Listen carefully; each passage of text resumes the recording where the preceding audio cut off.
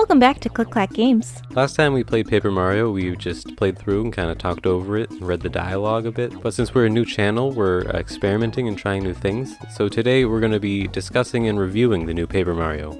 So our experience with this game is that I've played through the first 2 chapters, and then we played through it again, just the first chapter, to get some footage for this video.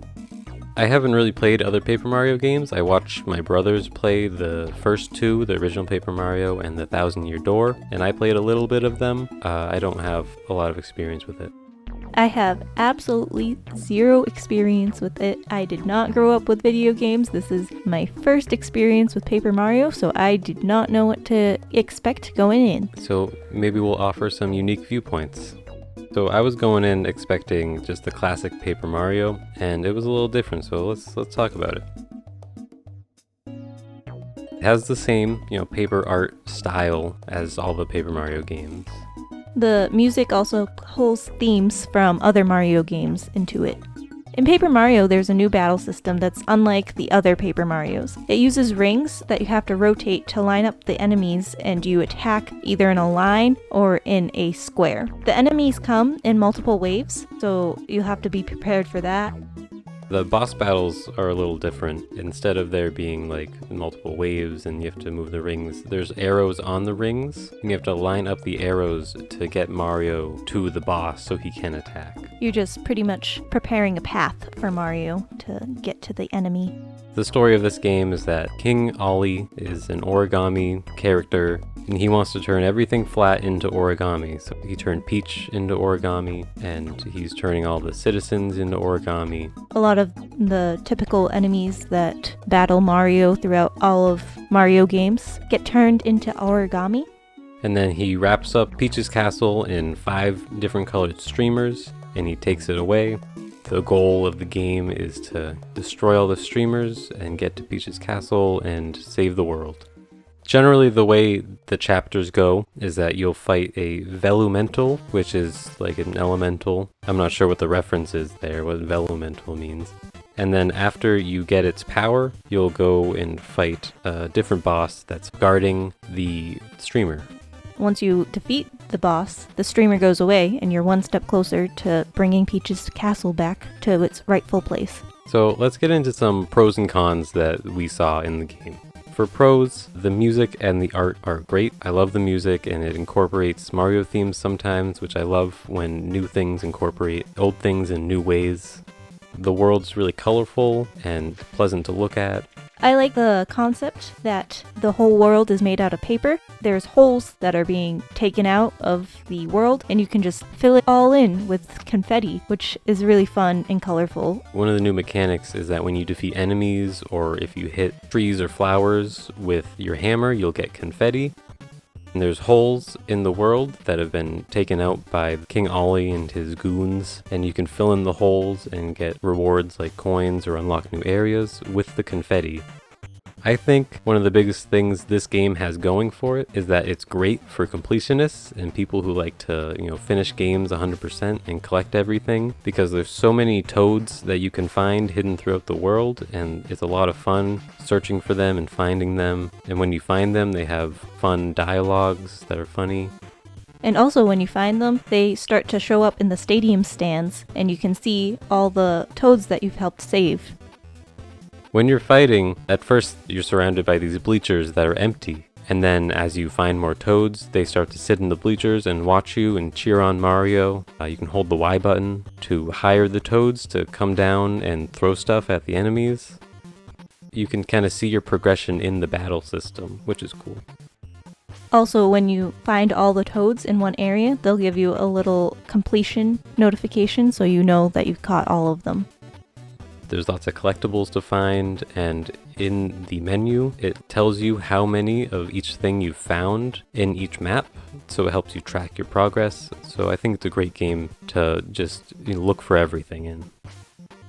While I was playing, I found that I liked the boss battles a lot. I thought they were a lot of fun. There's a lot of options of how you can path Mario to get him to the boss, and you can have different outcomes depending which side of the boss you attack from, so whether you lead Mario to the back and hit, or you lead them to the side or the front, you can have a different outcome. And I think that having that many options is really fun in a video game.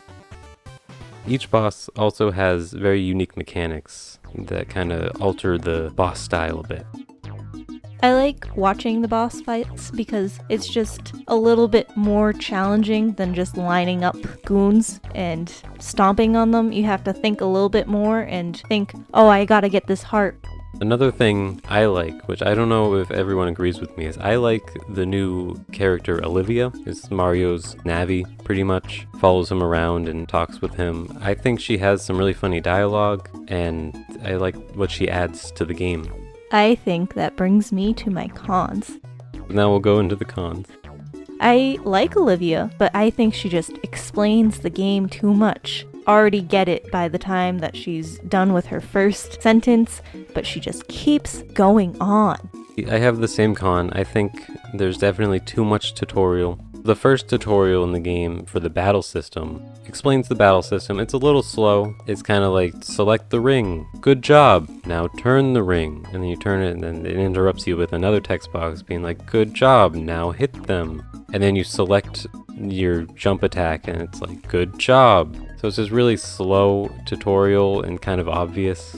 And even after that, the second battle you get into, it re-explains everything. And it just doesn't have to do that. And then for a couple battles after that, it'll start to slowly introduce some new things, like holding the start button to add time. And I think that was fine. Kind of just one short dialogue at the beginning of each fight. Those really slow tutorial fights that are so obvious or that they've already said, definitely a con. The battle system also gets so repetitive. I just feel like it's the same battle over and over again. There's not really that much difference. I think the battle system is unique and that it has potential, but they definitely did go wrong somewhere. It does get repetitive after a while, especially in the first chapter and kind of the beginning of the second chapter, where the battles are just maybe one or two groups of enemies, and all you have to do is rotate one ring or two rings, and then they're lined up, and then you do your attack. It's too easy, and when you start doing it a lot, it gets really repetitive. And there's no real challenge to make it fun. And I think that it slows down the game with basically no reward. So in this game, there's no experience system. It's just after a battle, you'll get coins and confetti as your reward. So there's basically no reason to fight things. You already get a ton of coins just from doing other things. You can hit blocks and get coins and just collect them from filling in confetti holes. And you can get confetti by hitting trees and rocks and anything. So there's very little reason to actually go around fighting these enemies.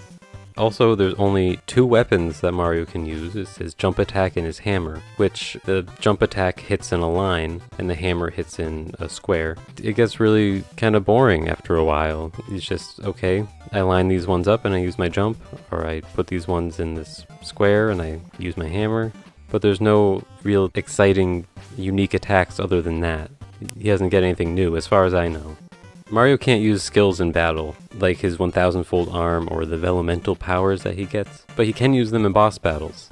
Which kind of brings us back to how boss battles are better, and how using these skills uniquely affects each boss in different ways, and it just makes it more interesting and fun. Another con is that so far that we've experienced, the companions are just kind of there. In other Paper Mario games, the companions would fight in battle with you, and they'd have unique looks. But in this game, they just look like regular Mario characters. We're specifically talking about Bob-omb you get at the end of Chapter 1. So he just looks like a regular Bomb-omb, and he doesn't help you in battle, really. It's just if you don't kill all the enemies, he'll do one attack on one enemy and deal like 20 damage. But you don't get to control him, he doesn't have any unique skills, and half the time he won't even go into dungeons with you. You can't fight with Olivia either. She just kind of is there, and then at the end will maybe give you one of your special powers, maybe. This is still kind of where we disagree on Olivia, because I see Olivia more as like a Navi-like character, like a helper character, and less of like a party member. So we kind of talked about what we like and what we don't like about the game. So now we're going to talk about what we'd change to make it a little better. One thing I would add right away is to make the combat more like an RPG. So I'd add experience-based progression, so you level up using the experience you get after battles. So that way there's an actual reward and reason to fight these battles. I would put skills in that Mario can learn. Maybe they hit different squares and different combinations to make combat more, different every time. I'd make the companions controllable. I'd give them their own attacks and skills. And then I'd also make the battle puzzles, like the ring puzzles and lining up the enemies, I'd make them a little harder because they're really easy, at least for the first 2 chapters. They don't seem like they're getting a lot harder. So I think I would make them more difficult. I'd increase the time limit that you have to solve the puzzle. Let us know in the comments what you think of the games. Have you played yet? Do you agree or disagree with any of our points? Make sure you subscribe and like this video. See you next time.